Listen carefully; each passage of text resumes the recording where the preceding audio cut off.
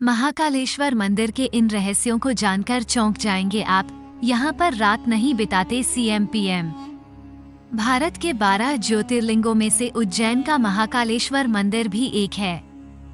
बता दें कि ये देश का एकमात्र दक्षिण मुखी ज्योतिर्लिंग है।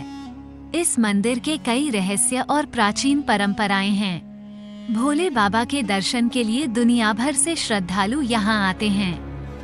इन श्रद्धालुओं में कई बड़ी हस्तियां भी शामिल हैं। अभी हाल ही में महाकाल के दर्शन के लिए भारतीय क्रिकेटर विराट कोहली अपनी पत्नी अनुष्का शर्मा के साथ उज्जैन पहुंचे थे।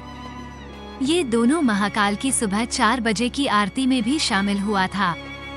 मान्यता के अनुसार उज्जैन शहर करीब 5000 साल पुराना है। समय समय पर यह अवंती, अवंतिका, नंदिनी और अमरावती के नाम से जाना जाता है।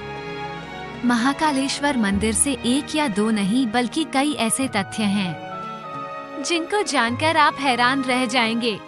आइए जानते हैं उज्जैन के महाकालेश्वर मंदिर से जुड़े रोचक तथ्यों के बारे में। कैसे प्रतिष्ठित हुए महाकाल? शिव पुराण की कथा के मुताबिक उज्जैनी में दूषण नाम का राक्षस यहाँ के लोगों को काफी परेशान करता था।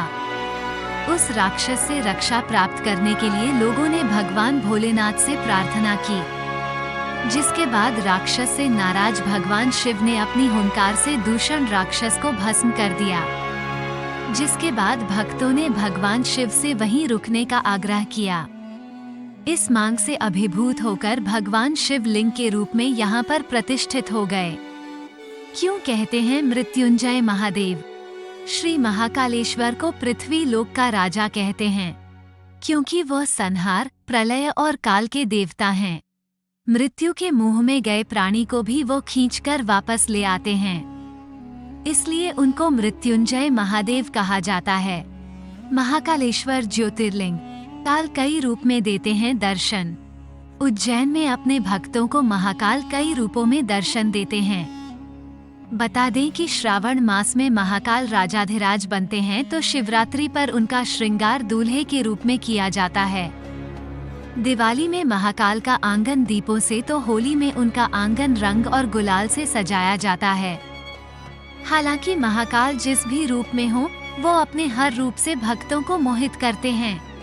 बस महाकाल को उज्जैन का राजा भी कहा जाता है। धार्मिक मान्यताओं के अनुसार उज्जैन में विक्रमादित्य के शासन के बाद से यहाँ पर कोई भी राजा रात भर भी नहीं टिक पाया। जिसने भी ऐसा करने का प्रयास भी किया तो उसकी अकस्मात मौत हो गई। इसीलिए कोई भी प्रधानमंत्री या मुख्यमंत्री उज्जैन में रात नहीं बिताते हैं।